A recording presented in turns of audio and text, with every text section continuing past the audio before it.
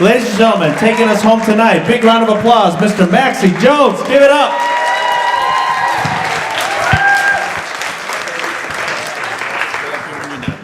Okay. All right, so I was living in Harlem in New York. And in Harlem, there are a lot of African Americans in Harlem, and as well there are a lot of West Africans in Harlem.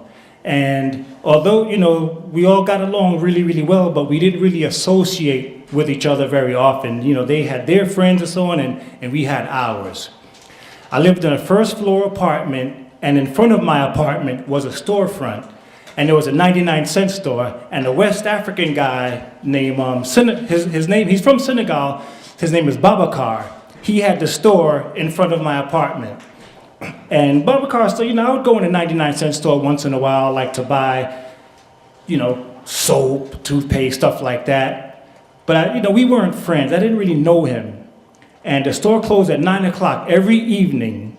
And one night I'm walking into my apartment, and I came from the other side, so I can see that it's like 11:30 p.m., and his store is still open. I see the light, the gate's up, the light is on, and I'm wondering, what's going on? It's 11:30 p.m. So I was getting ready to go in my apartment, and something said, maybe you need to go check. Maybe he's not okay in there or anything. Just go and check on him. So I go and check, and Babacar sitting in the store, he's reading the Quran.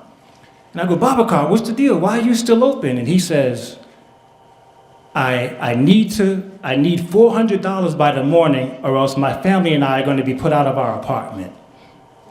And I said, well, Babacar, you're not going to make $400 in the store overnight because no one knows you're open. You close at 9 o'clock.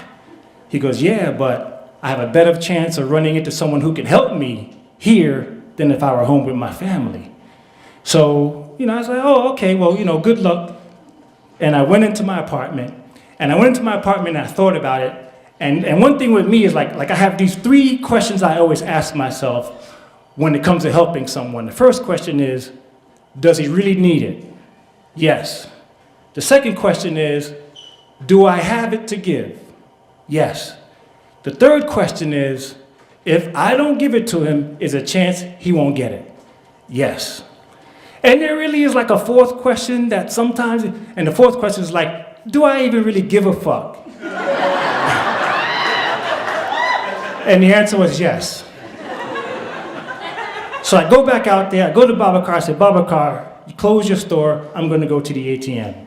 I go to the ATM, I take out $400, I give it to him, and he's like, Maxie, I don't know how I'm gonna pay you. And I said, listen, there's another rule I have. If you ask me to borrow money, you gotta pay me back. If I offered you money because I know you need it, that's on me, you don't owe it to me. So, so I told him, listen, my thing is that tomorrow you can give this money to whoever, and you and your family have a place to live. He was like, thank you, man, thank you.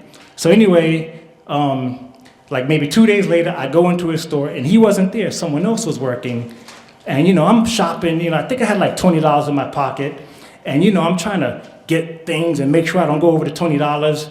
And so someone comes in and goes, hey, Maxie, how you doing? And the guy who's working, he goes, wait a minute, you're Maxie? I'm like, yeah. He goes, oh, no. You get whatever you want. You take what, he starts filling up bags of stuff, and I walk out with 2 shopping bags, and I'm like, okay, that'll work. I go home. A couple of days later, Babacar knocks on my door.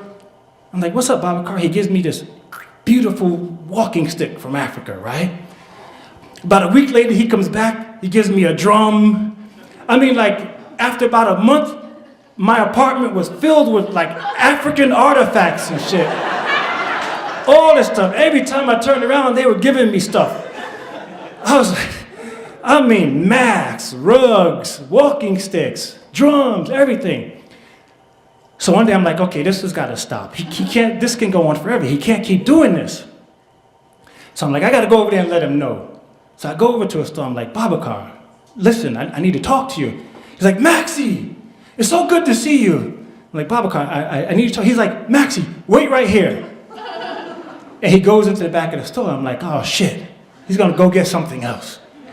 He goes in the back, and he comes back out with this most beautiful woman.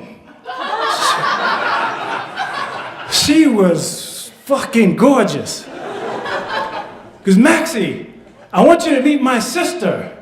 She just arrived here from Senegal, and I told her all about you. And right away, my mind just went elsewhere. I'm like, oh, I'm gonna have to marry this girl.